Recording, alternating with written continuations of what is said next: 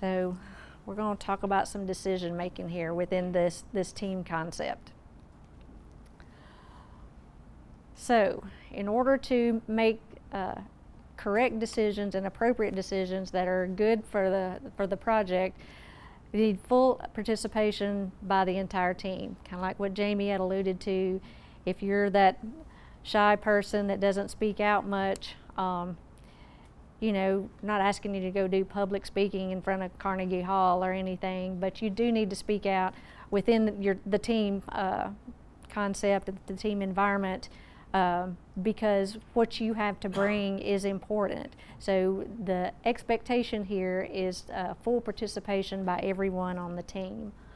And to do that, if you see conflicts, whether it's in your discipline area, or maybe you've worked in several discipline areas throughout the department, or as consultant, you know, you wear many hats, you know different aspects of a lot of things. If you see a conflict in another area that maybe that person that's over that functional area didn't pick up on or see, I mean, bring it up.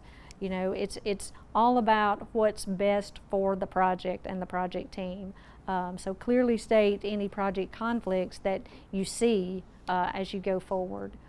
And like Jamie talked about, the end of the day, before you sign that project commitment document, there should be full consensus and agreement throughout the whole team as to the steps you're going to go forward with.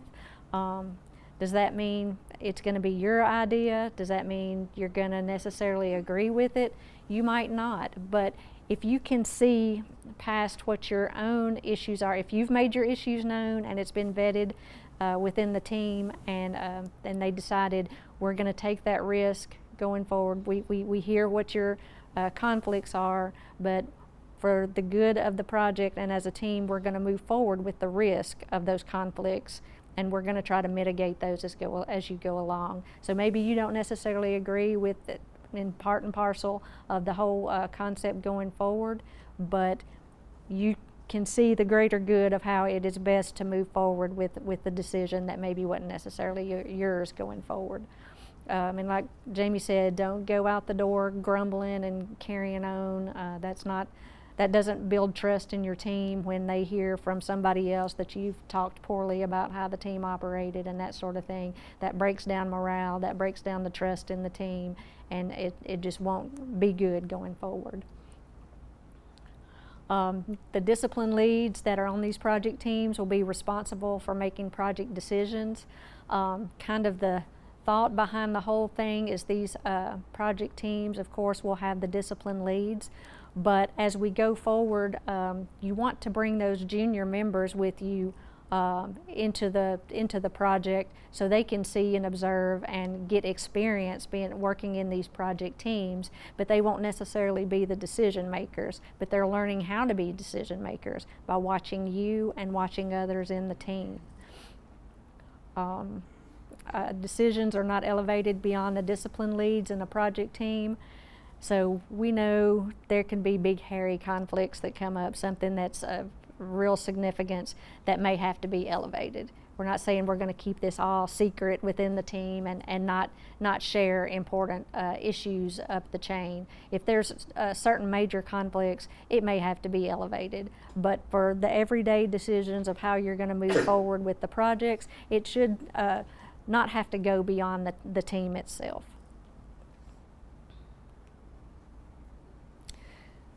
So we've mentioned this word innovation.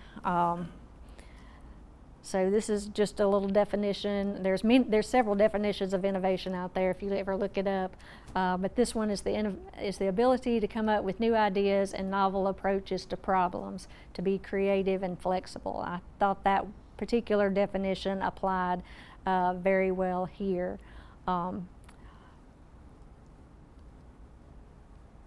Well, first I'll say, before I go to that, like we've talked about, we've had some innovative ideas at the department throughout time, but generally we're working with those standard drawings. They're kind of set. We've got our guidelines that we use. Everything is kind of cookie cutter, more or less. So we've never been told we should or had to bring innovative or creative ideas to just our everyday run-of-the-mill projects. Now, some of the big, hairy ones, you know, yes, a team has been formed and brainstormed, kind of like what we're trying to do here, that kind of thought through and come up with some innovation. And, you know, consultant world, those guys do it a lot. So it won't be a new concept to our consultant team members, and I'm hoping that they bring some of those thought processes and share them with the group so that we can learn together how to be innovative. So this is just a little diagram of a innovative process, because, you know, what does it look like?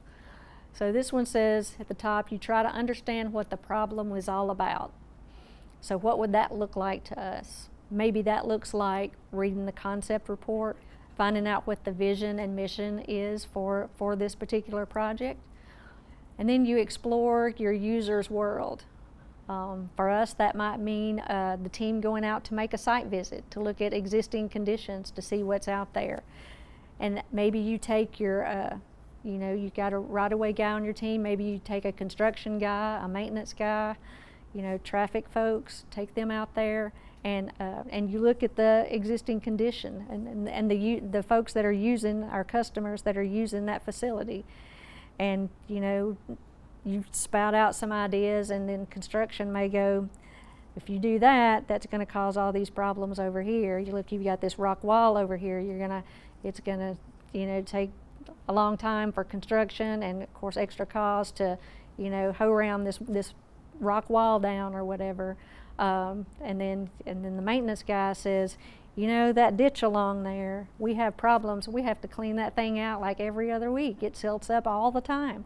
You say, during the project, if we can fix that problem for us, that would be huge.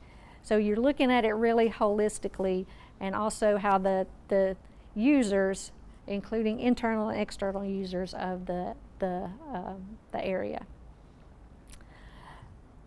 So with these discussions about looking at what your user sees out in their world, so that gains you some empathy about what they're seeing and what their issues are.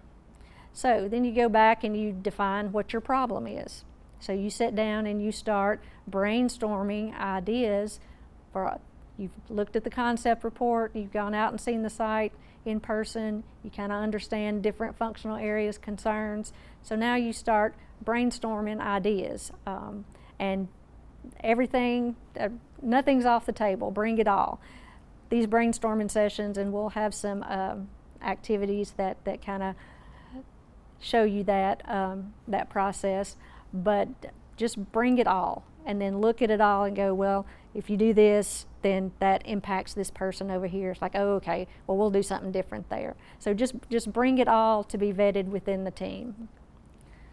So then build a quick prototype. What does that look like?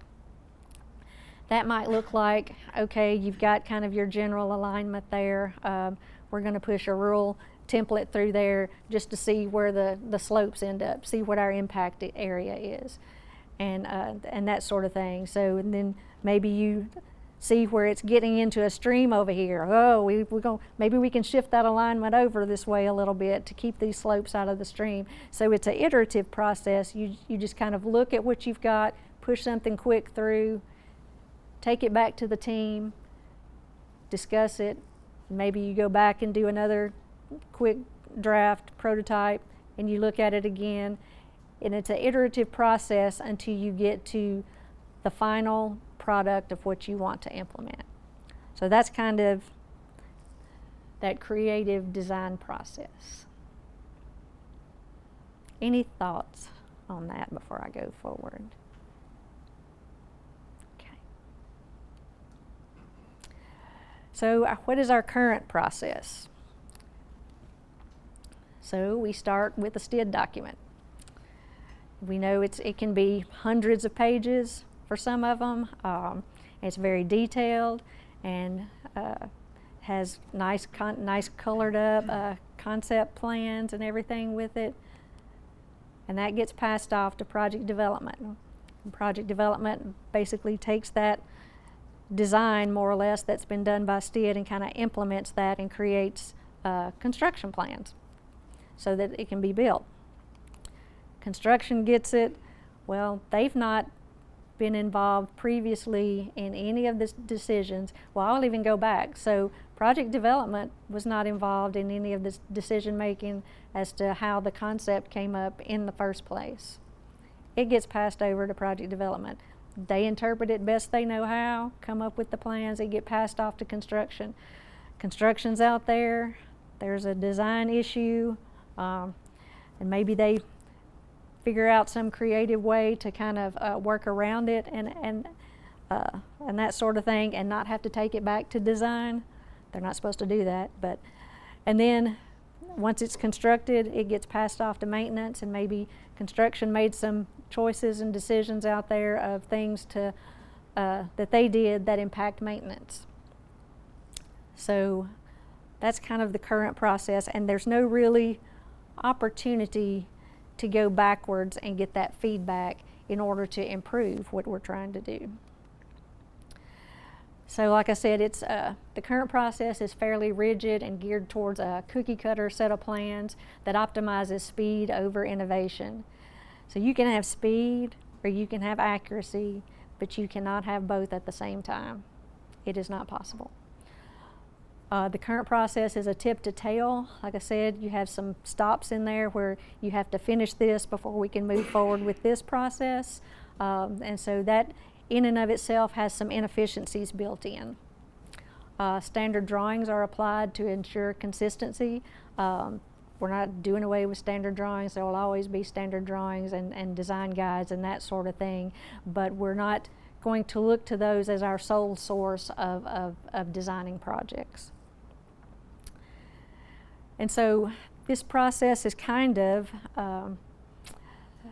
squelched or not provided the time and space for any other innovation and that sort of thing. So basically the TIR and standard drawings have done most of your design analysis and innovative thinking for you before it ever gets to a project team. So the IPD process, we have our planning, which is a very limited amount of information just to project the scope and vision, or the mission and the vision of the project. And it'll go to the project team, and then they will, the project team, being the multidiscipline team that you are, will come up with the design and for the project, and then it'll go out to construction. But construction will have been involved as part of this project team. They may not be at every meeting because they've got, they're out in the field a lot, but they will be a part of decision making within this project team, so that when they get the construction plans out in the field, it won't be the first time that they're seeing it. I know that they come to field reviews and stuff now, but they will have actually been part of the decision making within the project team. So they will know exactly what's trying to be done and what's trying to be accomplished. And maintenance, same way. They should be consulted as part of the project team from time to time, just to check and see, especially in the quality checks, to see if there's anything that they see that's going to cause problems out in the field once it's constructed. So this is more of a circle-ish kind of thing where it all kind of blends back together, and it's very collaborative. So, like I said, this develops a multidiscipline team from the project concept through construction. It provides a shared experience as you making decisions within the team. Right away gets to hear what is important to environmental, and environmental gets to hear what's important to roadway, and you just kind of are very collaborative and come up with decisions together in that shared experience. It provides a sense of accomplishment and ownership, because as you provide your input, we're going to be respectful, like Jamie talked about, and consider all ideas. And as your ideas are considered, then it provides you some feeling of accomplishment and ownership for the project. Innovation, we're going to talk some more about innovation here shortly, but it'll provide for a better product for the project itself. We're going to mitigate risk early. We're going to talk a lot early on about what are the risks and how to mitigate those going forward. Early work and concurrent tasks. So we've talked about that a little bit already as well. So there will be some concurrent tasks and early work in order to move the project along more efficiently. So you actually get to analyze, design, and use your talents and innovative solutions for your project. So we talk about this word innovation, so what does that actually look like? And I've got this graphic up here, slow is smooth, smooth is fast. I don't know if anybody's heard that one before. It's a little counterintuitive, but you're really doing a lot of work on the front end with this idea sharing and brainstorming and all of that, where it seems like you're not progressing the project, you're not getting a lot accomplished, but you actually are.